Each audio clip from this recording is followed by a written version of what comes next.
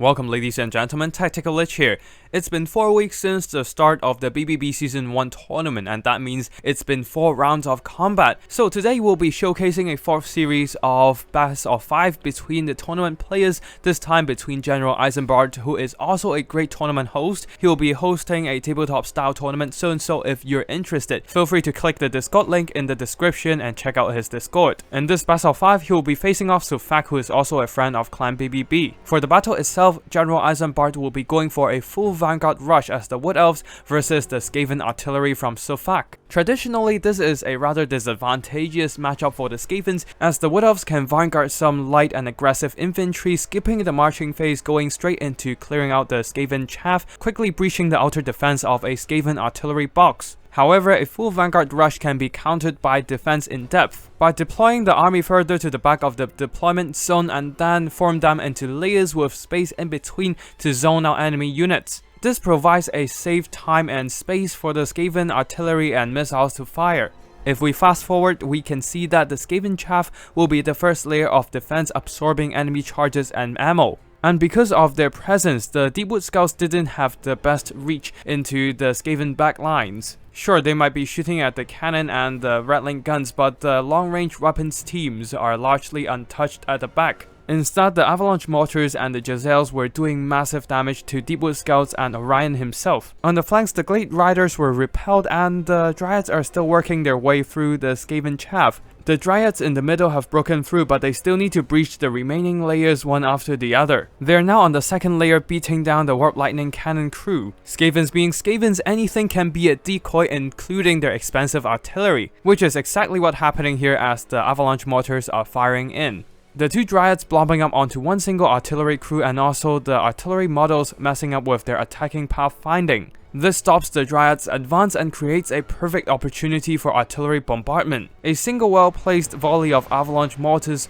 is enough to take away health equivalent to a full bar of HP from the Dryads. Still, the Wood Elves have their light and swift cavalry, the Wild Riders getting into the backline, getting onto the third layer of the Skaven army here. However, the Wild Riders lack armor-piercing damage, and even with their charge bonus, most of that damage is mitigated by the heavy armor of the Skaven weapons teams. And that actually buys time for the fourth layer of Skaven defense, the regrouped routing troops, to come back and start dishing out the damage. The Skaven chaff will be doing some minor combat attrition damage, while the regrouped rattling guns are just blasting away at the Wood Elf cavalry. Now, General Eisenbart, despite losing his lord early to the Skaven artillery, he is still holding up quite well in combat. His aggressive push has shut down the Skaven artillery and kept the balance of power fairly even. Also, Lord Skroak is almost sniped out by his melee troops. If he dies, the Skaven's leadership will be a major issue. The only problem is that the Skavens now has a bit of mobility here, using the Wolf Rat and the Packmasters to rout off enemy units and also chase them down. At the same time, the Packmasters are also healing back up with their regeneration.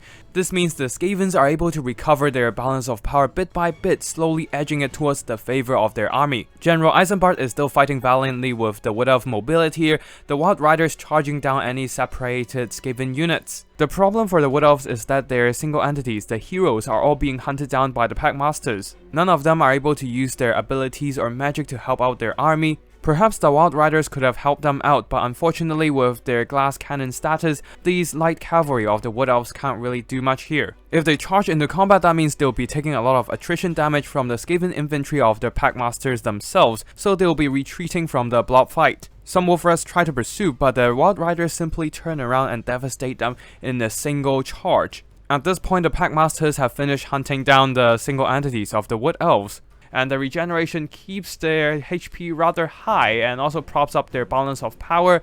Wild Riders keep charging in, and their damage is actually quite effective if they can get a surround onto the Packmaster. But once the Packmaster regroup with each other fighting back to back, that is where the trouble comes in for the Wood Elves. The remaining Wood Elf units are all great damage dealers against light armored targets, but unfortunately the regeneration seems to be a bit too much for them. They were able to break off one Packmaster, but to the mistake of General Eisenbart, he was not able to chase it down and allowed it to come back with some recovered health. Combined with the other rather healthy Packmaster, the Wood Elf simply got outgrinded against two powerful melee monsters.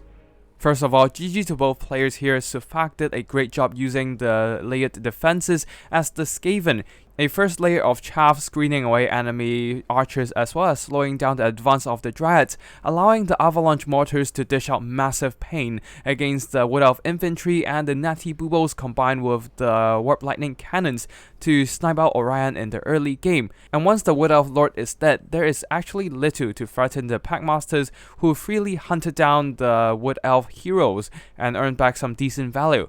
Though more importantly, it is their ability to absorb damage with their regeneration that kept them rather healthy in the late game, upholding the balance of power and crushing the Wood Elves in the end. While General Eisenbart still managed to put up a great fight despite losing Orion early, the two Wild Riders earned back some amazing value, one of them earning back well over double its cost, and the other also earned back most of its value.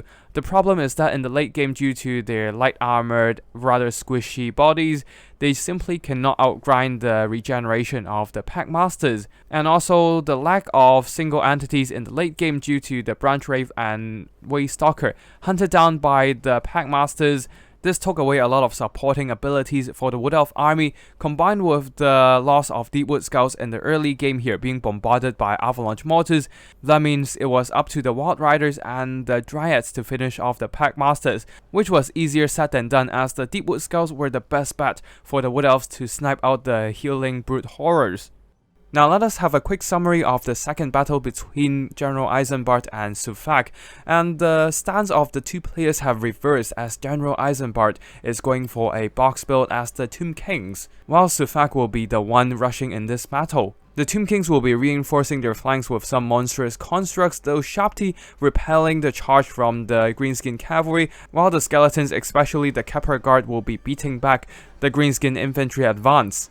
On top of that, Azak the Slaughterer has sat around idle for too long, making him the perfect target for the Chosen of the Gods to shoot down. Even if the Greenskin Infantry were able to do some great damage to the Skeletons with their nice weapon strength, they simply cannot breach the heavy armor of all those Ushaptis. In contrast, most of the Tomb King's powerhouse units are rather healthy here, Cetra wreaking havoc among all those Orc-Boar cavalry, Skeleton Infantry forming a huge blob to crush any Greenskin resistance. Even the Kepler Guard is extremely healthy at this point as a melee infantry, despite going through over 7 minutes of combat. That's probably thanks to their regeneration, but also they do have very solid melee stats. At this point of the game, the Greenskins have taken way too much damage and there are simply not enough units to finish off the remaining Tomb King's elites. And with that, the first two games in the series between Sufak and General Eisenbart ends up with each player winning a single victory. More fun games between the two players will be cast in later videos, so be sure to subscribe to the channel and keep an eye out for new uploads. That's it for today, thank you for watching and I'll see you in the next one. Tactical Lich, signing out.